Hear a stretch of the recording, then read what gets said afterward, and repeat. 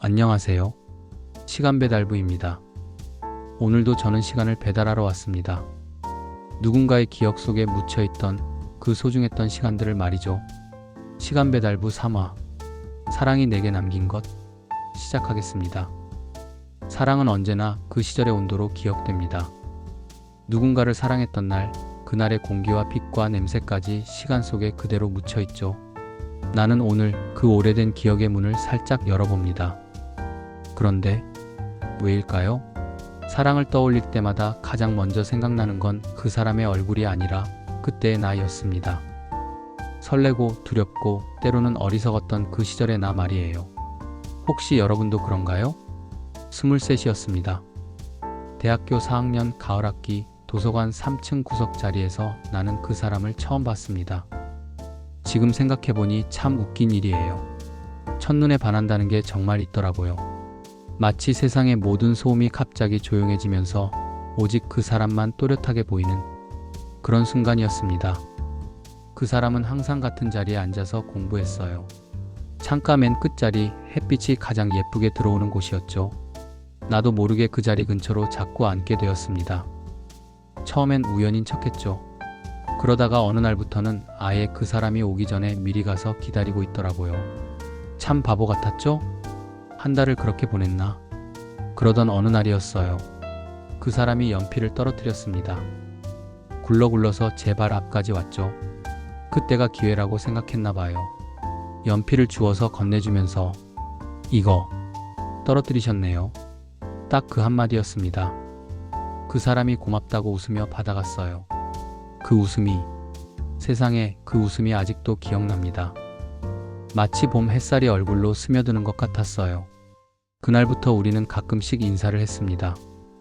처음엔 고개만 끄덕이다가 나중엔 안녕하세요 라고 말하게 되고, 그러던 어느 날 그 사람이 먼저 말을 걸었어요. 혹시 같이 커피 한잔 할까요? 그 순간을 어떻게 표현해야 할까요? 심장이 터질 것 같았어요. 아니, 정말로 터지는 줄 알았습니다. 그렇게 우리의 첫 데이트가 시작되었죠. 학교 앞 작은 카페에 앉아서 서로 어색해하면서도 이상하게 편안했어요. 마치 오래전부터 알던 사이처럼. 그 사람은 문학을 좋아했어요. 나는 공학도였는데도 그 사람이 추천해준 시집을 사서 읽었습니다. 이해도 못하면서 말이에요. 윤동주의 서시를 좋아해요. 특히 이 구절이요. 죽는 날까지 하늘을 우러러 한 점 부끄럼이 없기를. 그때 나는 그 말이 무슨 뜻인지도 모르면서 고개를 끄덕였어요. 그저 그 사람이 좋아하는 것이면 나도 좋아하고 싶었거든요. 사랑은 그렇게 시작되었습니다. 도서관에서, 카페에서, 교정을 걸으며 우리는 매일 만났어요. 아니, 만나야만 했어요. 하루라도 못 보면 불안했거든요.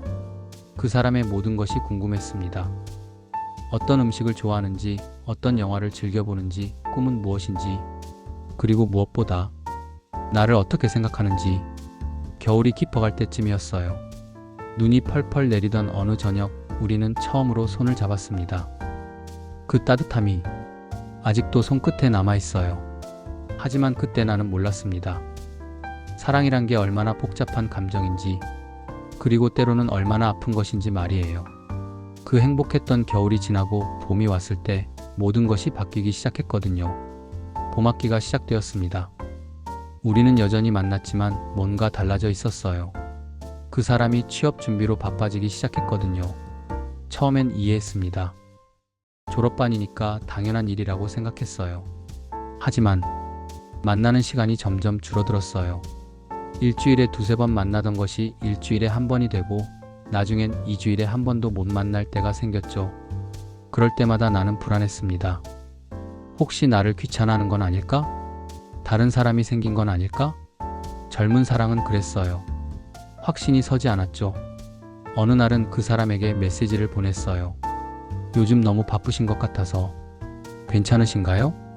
답장이 늦게 왔습니다. 미안해요. 정말 바빠서. 조금만 기다려주세요. 기다렸어요. 한 달, 두 달. 그러던 어느 날 우연히 학교 카페에서 그 사람을 봤습니다. 혼자가 아니었어요. 선배 한 분과 함께 앉아서 이야기하고 있더라고요. 그것도 아주 친밀하게. 그때의 기분을 어떻게 설명해야 할까요? 마치 가슴에 차가운 바람이 들어온 것 같았어요. 나는 그 자리에서 한참을 서 있었습니다. 다가가야 할지 그냥 돌아서야 할지 몰라서 결국 그냥 돌아섰어요. 집에 와서 혼자 생각에 잠겼죠. 내가 너무 예민한 건가? 그냥 선후배 사이일 수도 있잖아. 하지만 마음 한구석이 계속 불안했어요. 며칠 후 그 사람과 만났을 때 물어봤어요. 요즘 누구랑 자주 만나시나요? 그 사람은 잠깐 당황하더니 아, 선배님이요? 취업 상담을 받고 있어서. 그 대답에 안심했어야 했는데 이상하게 더 불안해졌어요. 뭔가 숨기고 있는 것 같았거든요. 그때부터 나는 바뀌기 시작했습니다. 예전처럼 자연스럽게 대화할 수가 없었어요. 항상 의심하게 되고 확인하고 싶어 하고. 지금 뭐 해요? 누구랑 있어요? 언제 만날 수 있어요? 그런 메시지들을 자꾸 보내게 되었죠. 지금 생각해보면 정말 답답한 남자였어요. 사랑한다면서 믿지 못하고 아끼면서도 의심하고 그 사람도 힘들었을 거예요. 그리고 결국 그날이 왔습니다. 5월의 어느 저녁이었어요. 그 사람이 나를 학교 벤치로 불러냈어요. 할 이야기가 있어요. 그 목소리만 들어도 알 수 있었죠. 좋지 않은 이야기라는 걸. 미안해요. 요즘 너무 힘들어요. 우리 조금 거리를 두는 게 좋을 것 같아요. 그 말을 들은 순간 세상이 무너지는 것 같았어요. 왜요? 제가 뭘 잘못했나요? 아니에요. 그냥 지금은 혼자 있고 싶어요. 그때 나는 매달렸어요. 정말 볼품없이. 다시 생각해보세요. 제가 바뀔게요. 더 이상 귀찮게 안 할게요. 하지만 그 사람의 마음은 이미 정해져 있었나 봐요. 그렇게 우리는 헤어졌습니다. 첫사랑은 그렇게 끝났어요. 시작할 때는 온 세상이 다 내 것인 줄 알았는데 끝날 때는 내가 가진 게 아무것도 없는 것 같았어요. 하지만 지금 생각해보면 그때의 이별이 정말 끝이었을까요? 진짜 사랑은 그 이후에 시작된 것 같거든요. 이별 후 몇 달은 정말 힘들었어요. 아무것도 손에 잡히지 않았죠.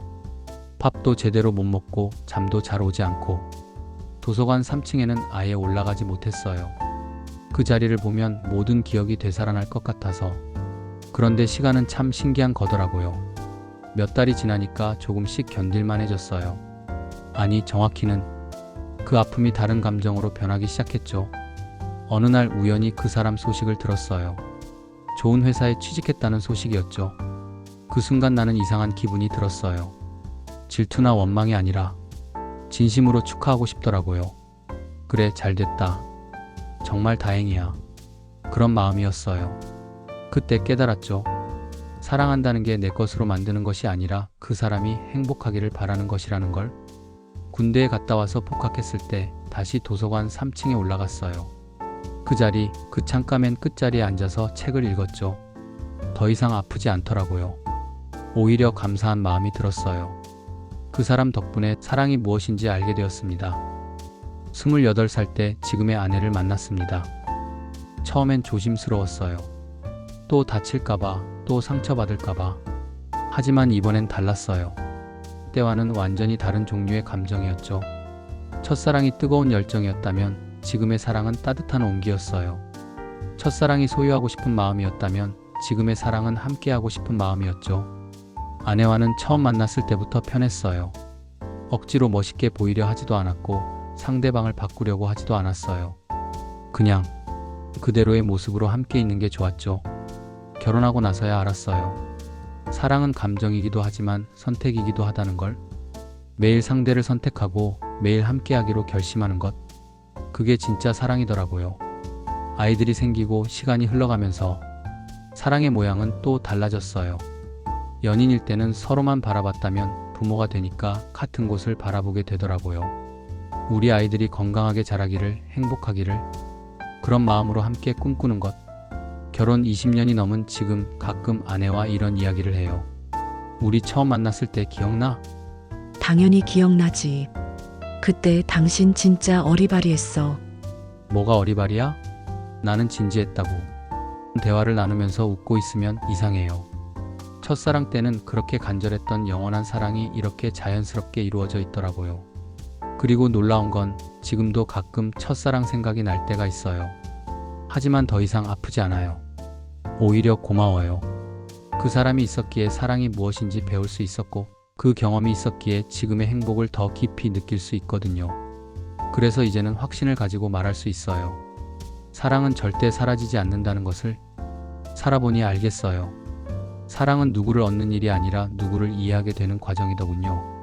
좋아하는 마음보다 놓아주는 용기가 더 큰 사랑이었고 가까이 있는 시간보다 멀리서 빌어주는 마음이 더 깊은 사랑이었습니다. 젊은 날의 사랑은 뜨거웠습니다. 아니, 뜨겁다 못해 조금은 서툴렀죠. 붙잡아야만 내 것이 되는 줄 알았고 사라지면 끝이라고 생각했습니다. 그땐 몰랐어요. 사랑이란 건 붙잡는 게 아니라 머물게 해주는 거라는 걸.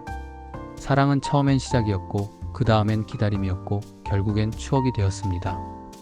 그리움이라는 이름으로 남은 사랑은 아직도 내 안에서 조용히 숨을 쉽니다. 때로는 바람처럼, 때로는 노래처럼. 사랑을 잃었다고 생각했던 순간에도 그 사랑은 내 안에서 계속 자라고 있었습니다. 시간이 지나니 알겠어요. 그때 느꼈던 슬픔조차 결국 나를 더 넓게 만들어준 씨앗이었다는 걸요. 사랑은 나를 성장시켰습니다. 그 사람을 통해 세상을 보고 그 세상 속에서 나를 발견했습니다. 첫사랑은 나에게 열정을 가르쳐 주었고 이별은 나에게 인내를 가르쳐 주었으며 결혼은 나에게 책임을 가르쳐 주었고 나에게 희생을 가르쳐 주었습니다. 그 시절에 나는 부족했지만 그 부족함이 있었기에 누군가를 진심으로 사랑할 수 있었던 것 같습니다. 이제는 사랑을 말할 때 눈물이 아니라 미소가 먼저 떠오릅니다. 그건 아마도 사랑이 내 안에서 완전히 익었다는 뜻이겠죠. 이제 사랑은 이루어지는 것이 아니라 남겨지는 것이 되었습니다. 그 사람의 목소리, 그 웃음, 그 따뜻했던 눈빛이 지금의 나를 이루는 한 조각이 되어 아직도 나와 함께 살아가고 있습니다. 지금의 아내의 손길, 아이들의 웃음소리, 가족과 함께하는 저녁 식탁, 이 모든 것들이 그때의 사랑에서 시작된 거예요.